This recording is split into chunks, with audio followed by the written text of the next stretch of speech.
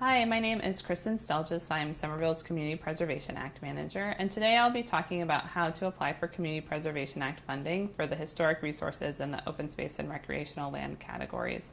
As the housing arm of the Community Preservation Committee, the Somerville Affordable Housing Trust Fund manages the application process for affordable housing funds. If you're interested in that funding, you can learn more about that at our website, somervillema.gov/CPA.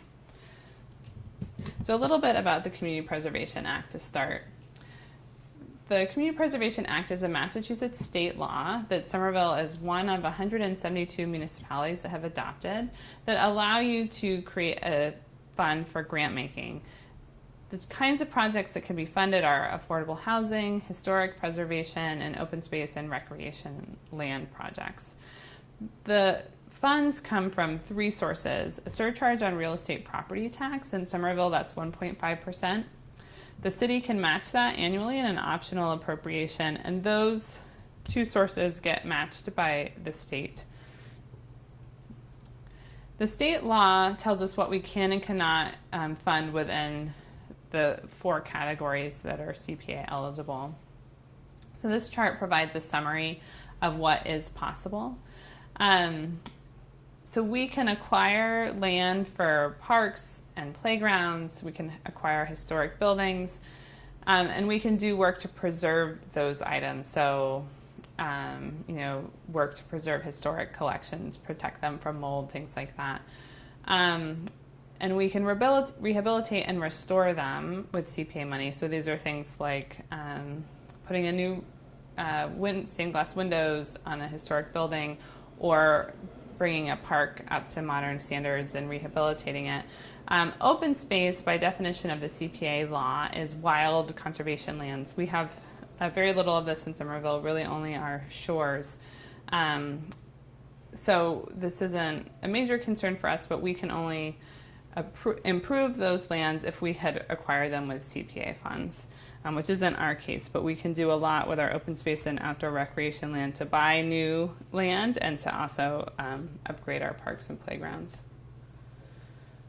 The state law tells us that we have to give a minimum of 10% each year to each of the categories, and they combine open space and recreational land.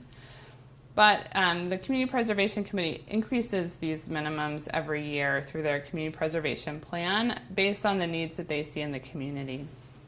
So for fiscal year 19, the year we're currently in, 20% of funds will go to open space and recreation, 15% will go to historic preservation, and 50% will go to affordable housing. 10% of funds are flexible, so they can be used to pay for the above categories based on needs. So some years we see a lot more applications in open space and recreation land. Sometimes there's more in historic preservation, and so that money can adjust to that kind of swing, and 5% goes toward the administration of the program. So what does this translate to in real dollars? So we anticipate that about $2 million in total will be available for projects. So that with those percentages we just went over, that breaks down to just under $400,000 for open space and recreation, and just under $300,000 for historic, and just under $200,000 for flexible funding. There's also $210,000 earmarked specifically for land acquisition. The Board of Aldermen is currently considering a recommendation to have the FY18 appropriation of city funds be $500,000. So that would add to these amounts based on the percentages. So for example, affordable housing would get $250,000 of that. Say you get 50%. But we'll learn if that is approved through the budget process that's pending. So how do decisions about how these funds are allocated get made? So first stop is the Community Preservation Committee. They make funding recommendations to the Board of Aldermen. There are 9 members of the Community Preservation Committee. 5 positions are from relevant commissions like the Planning Board, Conservation Commission, Historic Preservation Commission, the Housing Authority, and our Parks and Open Space Department. And there are 4 at-large positions. Once they come up with their recommendations for the year, they go to the alderman for review and approval. Those recommendations are based on the priorities in the community preservation plan, which we'll go over. There is an annual application process, but there are exceptions made if there are emergencies or exceptional circumstances that are very time sensitive. And as I mentioned at the beginning, the Affordable Housing Trust Fund makes grants for the housing project, and so those go through a different kind of application process. So if you're applying to the CPC, there are several things that they look for. The first thing is the project eligible for CPA funding? So that's where we have a two-part process, which I'll talk about in a little bit. The first is to say, is this project eligible? And then you can get invited to submit a full application. The second thing is, does this project involve all of the necessary groups who are interested in this project? So for example, if you're a community organization suggesting a project on city land, have you gone through the process that we have to make sure that the city's on board and is a co-applicant? Or if you are doing something and want to do something in a neighborhood or with a project and a property that you don't own, have you talked to the relevant people? And will it benefit Somerville residents? Somerville residents really gave themselves a wonderful gift by agreeing to tax themselves more to make the CPA possible. So we really want to make sure that residents are getting the benefit of that generosity. And how well does the project match the community preservation plan priorities, which establishes what they want, the CPC wants to fund every year? And is it a good use of public resources? Is it, is the budget reasonable? Things like that. So what are these priorities from the community preservation plan? There are two high-level priorities. The first is that projects are consistent with the community's values. So that includes improving accessibility, incorporating sustainable practices that receive wide support from the community, are consistent with goals and priorities established in other documents like Summer Vision, our open space and recreational plan. Projects that have two or more CPA components. So for example, the Mystic Waterworks project converted a historic building into affordable housing, or Prospect Hill Park and Tower is making improvements to a historic structure and also improving the open space around it. And support for Somerville's diversity, including support for immigrants regardless of their status. The second high-level priority is the CPC seeks to fund projects that use CPA funding strategically. So this includes leveraging other kinds of funding, so bringing in other sources to support your project, whether that be actual dollars or in-kind contributions such as pro bono, technical assistance, or material contributions, or having a really cost-effective proposal. They prioritize projects that address a long-standing or urgent need, that take advantage of exceptional and time-sensitive opportunities, and can serve as a catalyst for transformative change. There are also priorities set for each of the three areas where the CPC can fund. For open space and recreation land, the priority is to support the acquisition of land for the creation of new publicly accessible open space and recreation land, per our goal in Summer Vision to have 125 new acres of open space. We also prioritize expanding access to our Mystic River and Alewife Brook corridors and improving the health of our wetland and shores. They also prioritize recreational land projects according to needs, so those that are in the poorest condition would get priority in expanding urban agricultural opportunities. For community housing, their priorities are to provide affordability and perpetuity as required by the Act, preserving our expiring use units, supporting mixed use and transit-oriented development, and preventing homelessness or providing units or other supports for homeless and formerly homeless households. Historic resources, the priorities are being developed through the creation of our first historic preservation plan, but while that's under development, the CPC prioritizes projects that are at greatest risk of being lost. So you have a project, it's eligible, and it meets the priorities. So how do you actually apply for funding? So this is the timeline for this year. The first deadline is the submission of eligibility determination forms on July 18th. You'll hear if your project is eligible or not by July 27th.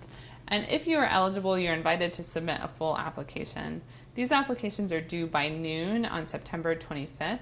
And I'll have office hours on September 6th, but I'm also available at any time to chat with you about any questions or concerns you have about your application and the process. Once the CPC receives those, they will schedule a community meeting so you can present your project to them and get input from the committee and from the community. Those are tentatively scheduled for October 11th and 24th. They will consider the applications at their November and December meetings and then submit their recommendations to the mayor for submittal to the Board of Aldermen. The board votes on the CPC recommendations and they're the final approval. So we anticipate that they'll be submitted in December and the Board of Aldermen will start to consider them in January. And if the board approves it, we'll start to execute the grant agreement in January or February of 2019. So for the eligibility determination form, there are 3 things that you should have in place.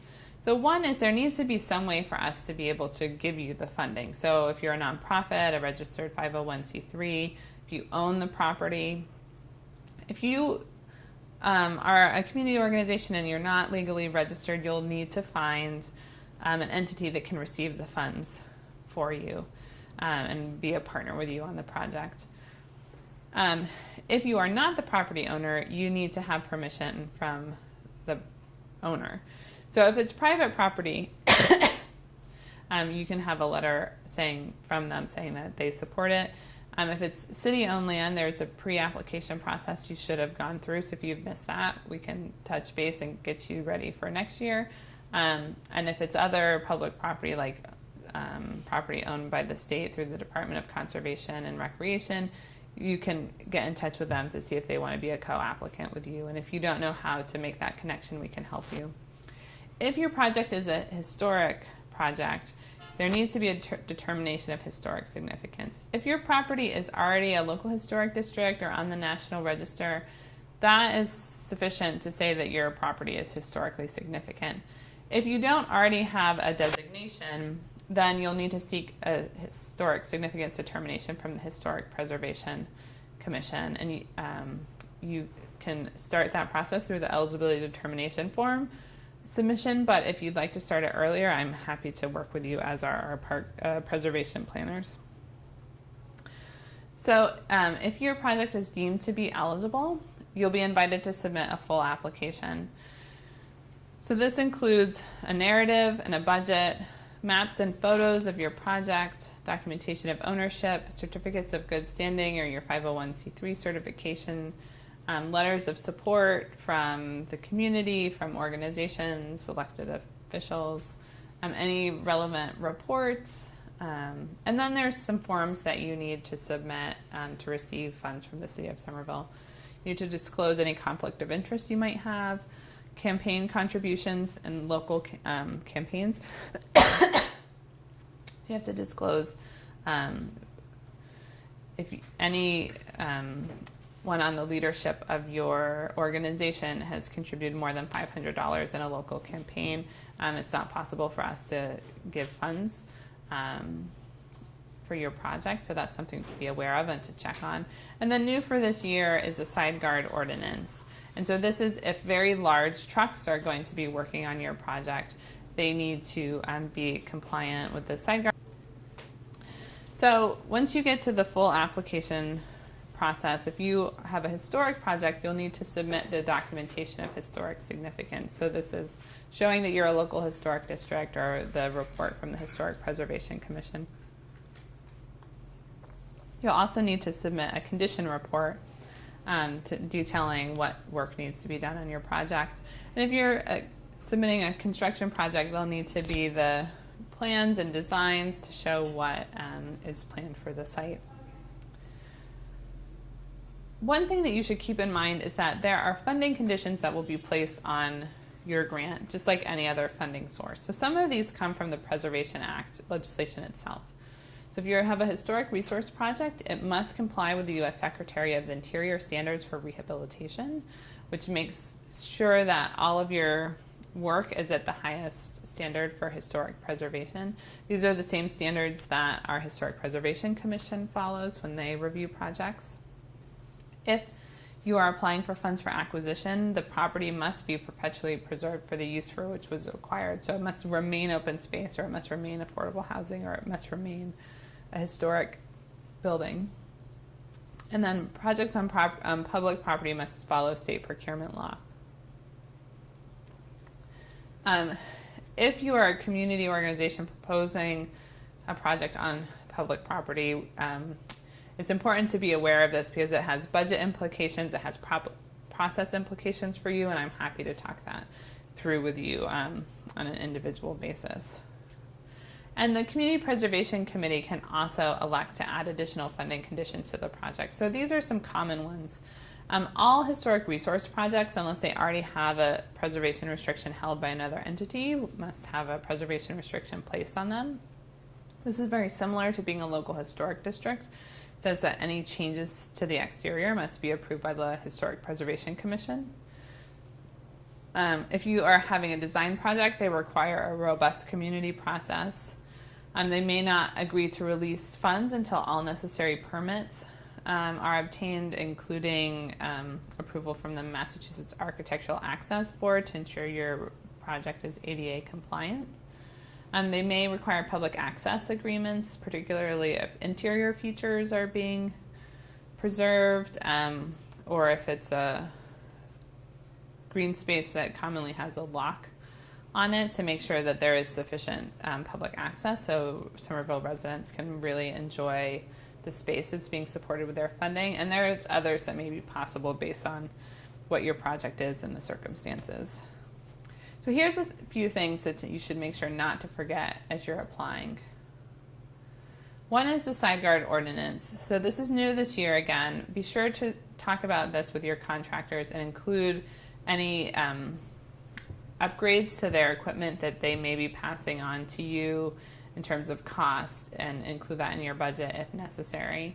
You also need to make sure you're budgeting for a permanent CPA dedication sign if you're doing a construction project. And so this sign can be structured so that it's appropriate for your specific site and the project, but you'll need to make sure that you include the cost for that in your budget, and I'll work with you to get that made. And measures of success. These are required. Sometimes people forget them or skip them. And so what do we mean by that? What is a measure of success? So you set goals for your project, and the measures of success tell you what are the changes that when you see them, you will know you have achieved that goal. So this could be things like increased use of your space, new types of users, or new use or programming that's possible. Is the life of the resource extended? Is there increased awareness or appreciation of your the resource that you're improving? So you need to be thinking about how are you actually going to be able to measure these changes. And if you already have measures in place, use those. There's no need to create new ones just for this project. And be sure that you have at least one measure of success for each of your goals. The Community Preservation Committee is often looking at that. And if you need a little bit of help about how you do that, here's a few resources for you. The slides will be online, so you can have access to these links. Okay, so you've made it all the way through the application process and you've been funded. Congratulations. The next step is to establish a grant agreement with the city. To do that, you'll need several of the documents you needed to apply. In addition, you'll need a certificate of authority that says that the person signing the grant has the authority to do so, and evidence of insurance that includes the city as an additionally insured entity. And then a certificate of good standing. You'll need to have a sign off that you agree to comply with any conditions placed on your project and acknowledge that your project will comply with ADA regulations. You can use CPA dollars to make sure that your project is ADA compliant, so make sure you're thinking about that when you're putting your application together. And you'll also need to attach that same disclosure of contributions to local campaigns and the conflict of interest disclosure. To actually receive the funds, you have two different options. One is reimbursement, where you pay for something, you submit the invoice and the city will give you the funds to reimburse you for what you've paid. The other option, which is by far the most popular, I think everyone so far has opted to do this, is a phased disbursement schedule. So this allows you to get percentages of the project as forward funded. So you may get 20%, 30% up front, and you submit invoices showing how that money was spent and how you plan to use the next chunk of funds. And then once you've spent that next chunk, you submit the invoices to show how you've spent it, what you plan to do the next chunk, and so on, up until the final 10%.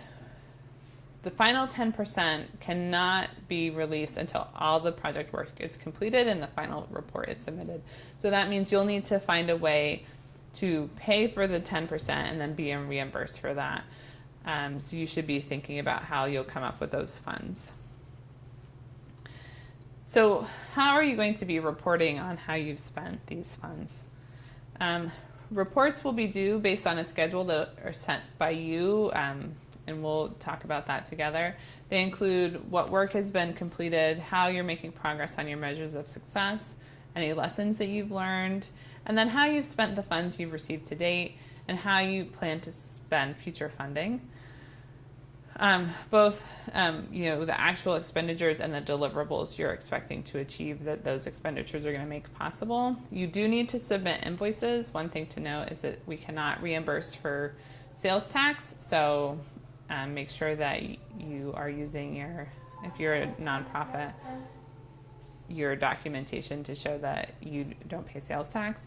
And then we ask you to upload photos because it's always great to see the work being done. So here's a few tips for how you can expedite the process for receiving funds.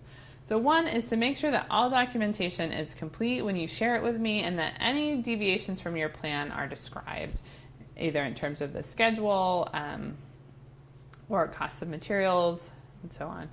Make sure that you let me know if any of the addresses or names have changed for where the check should be mailed so that we get it to the right place and labeled appropriately so it can be cashed.